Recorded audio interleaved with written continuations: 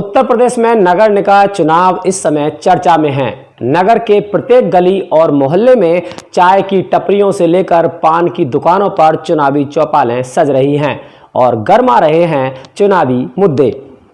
नमस्कार, मैं हूं आपका अपना जयदेव सिंह और आप देख रहे हैं पंचायत वार्ता। नगर निकाय के चुनाव में सभी प्रत्याशी अपनी जीत के लिए घर घर जाकर मतदाताओं से वायदे कर रहे हैं। वहीं इस बार मतदाता भी उनके सामने मोहल्ले के गलियारों की साफ सफाई, बरसात में जल भराव, चौराहों या नालियों में व्याप्त गंदगी, मच्छरों का प्रकोप, जर्जर सड़कों की स्थिति, गर्मी में पीने के पानी की किल्लत, जाम की स्थिति, बिजली के जर्जर तार, प्रकाश व्यवस्था आदि प्रमुख मुद्दों से निजात दिलाने की बातें उनके सामने रख रहे हैं। इसके अलावा बंदरों का बढ़ता नगरों में उत्पात, नगर में विचरण करते छुट्टा पशु भी इस बार चुनावी मुद्दों के रूप में उभर कर सामने आ रहे हैं। आज हम बात करेंगे उत्तर प्रदेश के जनपद संबल की नगर पालिका चंदौसी के बारे में। यहां इस बार सीट महिला के लिए आरक्षित है। यहां से तमाम दिग्गजों ने अपनी पत्नियों को चुनावी अखाड़े में उतारकर ताल ठोक दी है। इनमें से कुछ अपने आप को बड़ा समाजसेवी मान रहे हैं तो कुछ अपने आप को मंझा हुआ राजनीतिक व्यक्तित्व। इस बार की कहानी चंदौसी में कुछ बदली हुई सी नजर आ रही है। ऐसा क्यों है, आपको यह भी हम जरूर बताएंगे। फिलहाल अब हम बात करते हैं पिछले चुनाव यानी 2017 के नगरीय निकाय चुनाव पर। 2017 के नगरीय निकाय चुनाव में चंदौसी नगर पालिका सीट अनुसूचित जाति के लिए आरक्षित थी। भाजपा ने इंदु रानी को अपना सिंबल देकर चुनाव लड़ाया था। कुल 93,586 मतदाताओं में 47,280 मतदाताओं ने अपने मत का प्रयोग किया, जिसमें 1,913 मत खारिज हुए। कुल विधिमान्य मतों की संख्या रही 45,367। अब इसमें नोटा रहे 936, यानी कुल मतदान प्रतिशत रहा 50.52%। अब इस 50.52% मतदान की बात करते हैं। इंदु रानी को कुल वोट प्राप्त हुए थे 22,668 वोट। इसका सीधा मतलब यह रहा कि प्राप्त मतों का कुल मतदाताओं के सापेक्ष 24.22% वोट मिले थे इंदु रानी को, और उनके निकटतम प्रतिद्वंदी जो रेवाराम समाजवादी पार्टी के प्रत्याशी थे, उन्हें मतों का कुल मतदाताओं के सापेक्ष मत मिले 17.03%।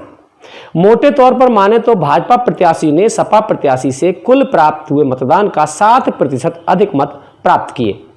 आपको यह भी बता दें कि ये दोनों शैक्षिक दृष्टि से समान थे, मुद्दे दोनों के पास थे। अन्य पार्टियों का प्रदर्शन बेहद निराशाजनक रहा। बहुजन समाज पार्टी तथा भारतीय राष्ट्रीय कांग्रेस के प्रत्याशी तो पिछले चुनाव में मतदाताओं के सापेक्ष 3% के आंकड़े को भी नहीं छू पाए। वहीं निर्दलीय प्रत्याशी का आंकड़ा 1% को भी छू नहीं पाया, जबकि नोटा का प्रतिशत 2.06% रहा। अब बात करते हैं चंदौसी नगर पालिका अध्यक्ष के आरक्षण की। 2006 के निकाय चुनाव में चंदौसी सीट आरक्षित थी, जब वैश्य समाज की रेणु कुमारी, जिन्हें सपा का समर्थन था, उन्होंने जीत हासिल की थी। इसके बाद यह सीट 2012 में पिछड़ा वर्ग में आई, 2017 में अनुसूचित जाति के लिए आरक्षित हो गई और अब 2023 में यह सीट महिला के लिए आरक्षित हो गई।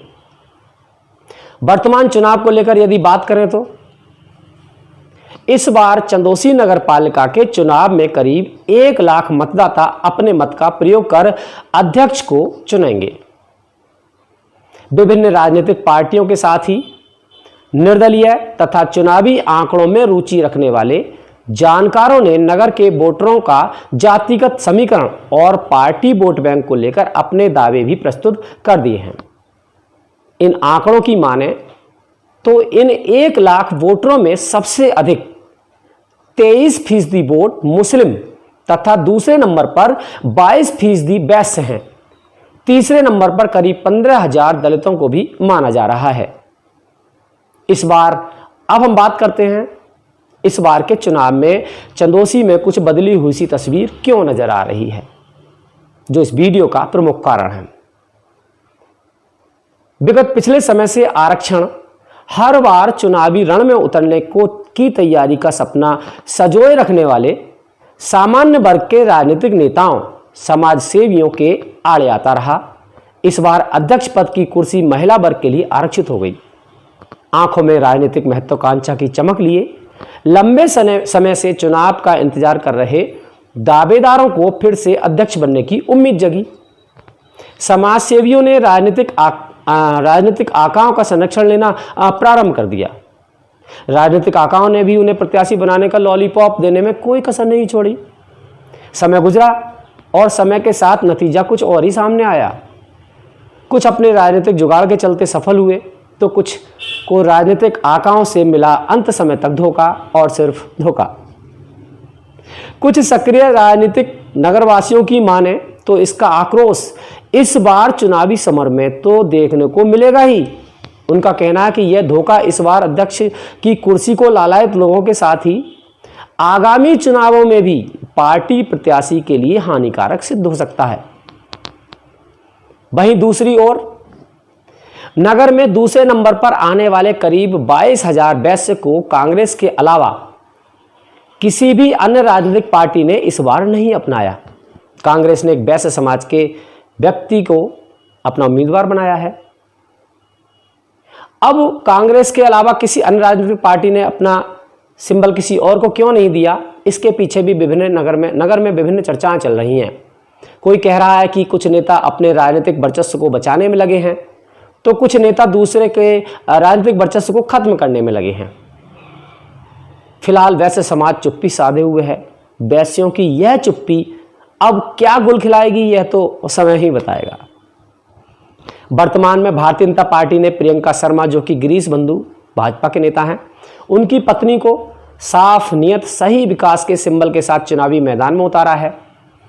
वहीं समाजवादी पार्टी ने एक समाज सेवी सानू वारसी, जिन्हें ऑक्सीजन मैन के नाम से जानते हैं, उनकी माता खदीजा वारसी को अध्यक्ष पद के लिए अपना प्रत्याशी बना दिया है। इसके अलावा करीब 15,000 दलितों को अपना मानते हुए बसपा ने भी अपना प्रत्याशी चुनाव मैदान में उतार दिया, जबकि आम आदमी पार्टी का प्रत्याशी का पर्चा किन्हीं कारणों के चलते जो है निरस्त हो गया। अगर निर्दलीय प्रत्याशी की बात करें तो नगर के अखिलेश कुमार, जिन्हें लोग खिलाड़ी के नाम से भी जानते हैं, ने अपनी पत्नी लता वार्ष्णेय को अध्यक्ष पद के लिए चुनावी समर में निर्दलीय रूप से उतार दिया है। उन्हें भरोसा है कि इस बार सीट सामान्य महिला की है। औरों के मुकाबले नगर के वोटर उन्हें अधिक प्यार देंगे, अधिक नंबर देंगे।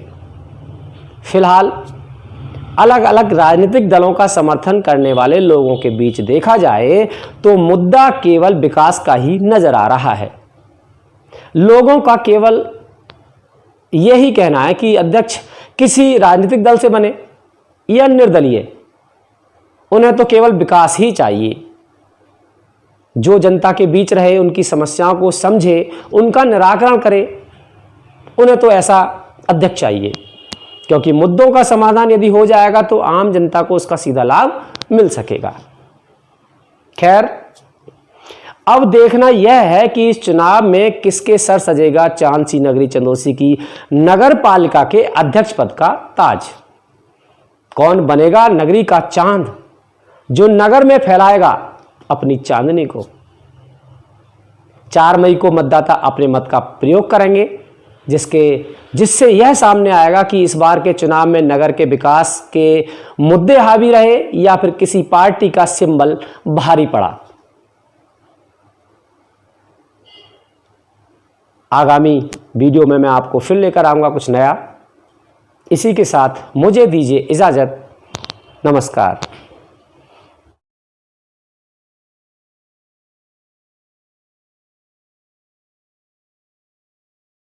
हमारे YouTube चैनल पंचायत वार्ता को सब्सक्राइब करें। इसके साथ ही पंचायत वार्ता की नई अपडेट के लिए बेल आइकन को दबाना ना भूलें।